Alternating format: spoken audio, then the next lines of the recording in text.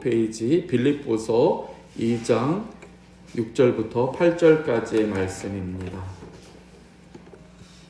그는 근본 하나님의 본체시나 하나님과 동등됨을 취할 것으로 여기지 아니하시고 오히려 자기를 비워 종의 형체를 가지사 사람들과 같이 되셨고 사람의 모양으로 나타나사 자기를 낮추시고 죽기까지 복종하셨으니 곧 십자가의 죽으심이라. 아멘. 어느 날 성 프란체스코의 제자 한 사람이 기도 중에 환상을 보게 되었습니다.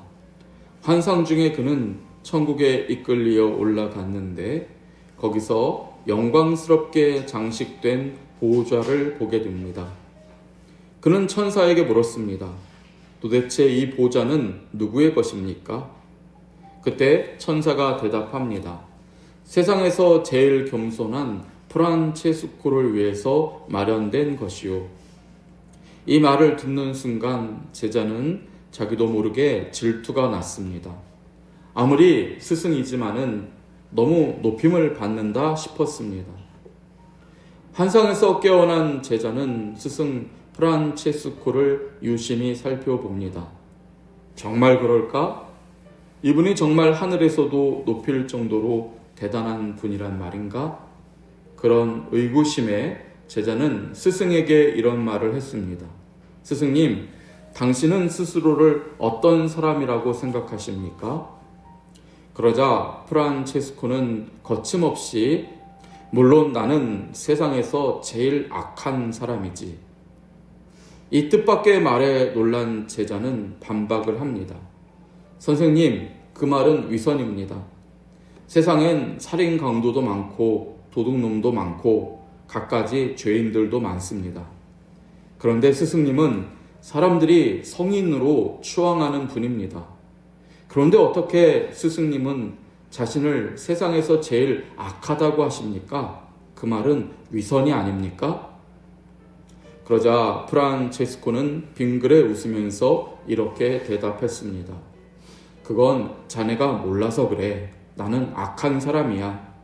하지만 하나님의 은혜가 그 죄를 가려주신다네.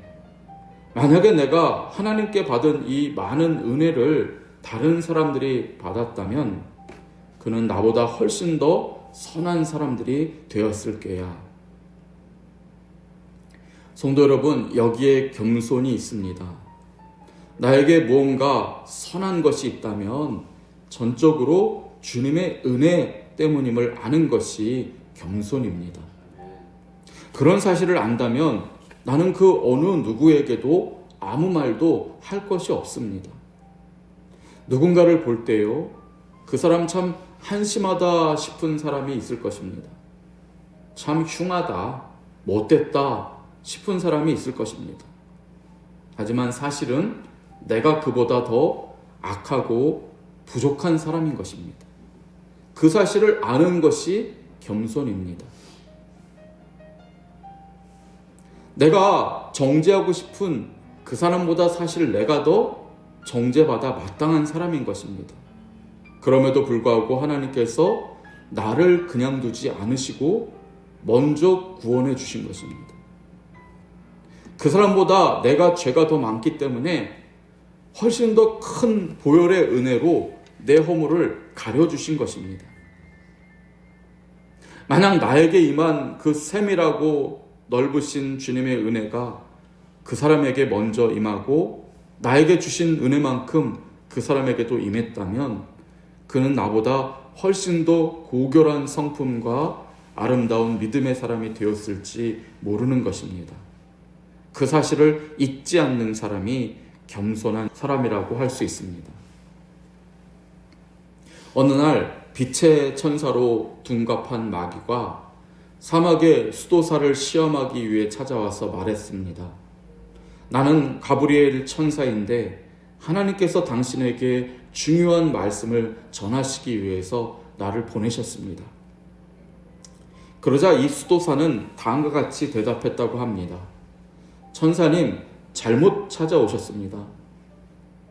저는 천사가 방문할 만큼 거룩한 사람이 못 됩니다. 하나님께서 저에게 말씀을 주셨을 만큼 성결한 사람이 되지 못합니다. 그러니 틀림없이 전사님은 제가 아니라 다른 사람에게 보냄받았을 것입니다. 이 말을 듣고 마귀는 수도사를 시험하기는커녕 슬그머니 꽁무니를 내빼고 도망쳤다고 합니다. 성도 여러분, 이처럼 정말 겸손한 사람은 악마도 넘어뜨리지 못합니다. 사람이 시험에 넘어가고 유혹에 무너지는 이유는요, 그가 얼마간이라도 교만하기 때문인 것입니다. 헛된 꼬임에 넘어가는 것은 내가 그런 것을 받을 만한 자격이 있다라고 얼마간이라도 스스로를 높이기 때문에 넘어가는 것입니다.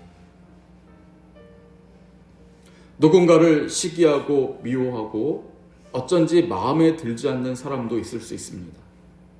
그러한 경우도 대부분 보면은 내 속에 교만이 있기 때문에 누군가를 시기하고 미워하고 그가 어쩐지 마음에 들지 않는 것입니다. 내가 저 사람과 비교해서 못한 게 뭔데? 내가 저 사람보다 더 정직하고 더 열심으로 하나님을 섬기는데 왜 저 사람은 인정을 받고 나는 그러지 못하는 거야? 이런 생각이 조금이라도 있기 때문에 누군가를 시기하게 되고 미워하고 어쩐지 그가 불편해지는 것입니다. 어떡하든 그 사람이 실수하면은 내 마음에 기쁨이 되고 심지어 그가 타락하면 내 영혼이 뜰 듯이 좋아지는 것입니다. 그게 교만하기 때문인 것입니다. 부부간에 불화가 있습니까? 내가 겸손해지면 불화의 문제도 대부분 해결이 됩니다. 사태가 어떻든지 이게 누구의 문제인지 따지기보다는 나 자신이 한 계단 내려앉고 두 계단 내려앉으면 아무 문제도 아닙니다. 그런데 교만해져서 한 계단이라도 상대방 배우자보다 높이 올라가려고 하면 다툼이 일어나는 것입니다. 오늘 말씀은 예수 그리스도를 겸손 자체라고 묘사하는 말씀입니다. 예수님은 왜 겸손하십니까? 오히려 자기를 비워 종의 형체를 가지사 사람들과 같이 되셨고, 주님은 스스로를 비웠다라고 되어 있습니다. 하나님과 동등한 대우를 받으려고 하지 않으시고 하나님의 능력과 권세를 비워내시고 오셨다는 것입니다. 아버지 하나님께서 억지로 비워주신 것이 아닙니다. 높은 하늘에 앉아 계시다가 낮은 이 땅으로 강등되셔서 하나님의 영광과 능력과 권세를 빼앗기신 것이 아닙니다. 예수님은 스스로 그 모든 것을 내려놓으신 것입니다. 예수님은 그래서 이렇게 말씀하십니다. 이를 내게서 빼앗는 자가 있는 것이 아니라 내가 스스로 버리노라. 이게 겸손입니다. 왜 버리셨습니까? 당연히 주장할 수 있는 하나님 되심을 버려야 우리 인간을 사랑할 수 있기 때문인 것입니다. 누군가를 사랑한다는 것은 그와 동등한 입장이 되어야 되는 것이기 때문입니다. 나라는 존재가 소중하고 내 자존심을 지키는 것이 소중한 사람은요, 누군가를 제대로 사랑할 수가 없습니다. 누군가를 사랑하려고 할 때 내가 가지고 있는 자존심과 자아가 장애물이 되기 때문입니다. 자기를 내세우는 사람은 사랑할 수 없습니다. 어느 의사가 너무 바빠서 남편을 사랑할 시간도 없었습니다. 유능한 의사로 인정을 받으니 사회적 지위가 높아집니다. 그러다 보니 남편은 자격지심이 점점 높아졌고 결국 타락하더니 에이즈까지 걸렸습니다. 그때 아내는 하나님 앞에 회개합니다. 남편이 분명히 잘못해서 에이즈까지 걸렸는데 따지지 않고 자신을 낮추지 못한 것에 대해 회개했다고 합니다. 그때부터 남편과 한 방에서 먹고 자고 열렬히 사랑했습니다. 에이즈에 전염되더라도 그렇게 했다고 합니다. 죽음보다 사랑으로 그렇게 한 것입니다. 자신의 모든 것을 비우고 겸손히 낮췄습니다. 그러자 기적이 일어났습니다. 남편도 소생하고 부인도 건강해서 부부관계가 회복되었다는 것입니다. 이 놀라운 기적이 우리 예수님께서 우리에게 이루신 기적인 줄을 믿습니다. 예수님은 하나님 되심을 스스로 비우시고 우리와 같은 인간이 되셨습니다. 오로지 섬기며 사랑하는 일만을 하셨습니다. 우리는 죄를 비판하지 않으셨습니다. 정죄하지 않으셨습니다. 위로해 주셨습니다. 부둥켜 안아주셨습니다. 그리고 십자가에서 당신의 생명을 내어주셨습니다. 우리는 에이즈보다 더 강한 죄악의 병에 들려 있었기 때문에 영원한 멸망만이 예비되어 있었는데 예수님께서 겸손히 우리를 사랑하심으로 살아나는 놀라운 기적을 경험하게 된 것입니다.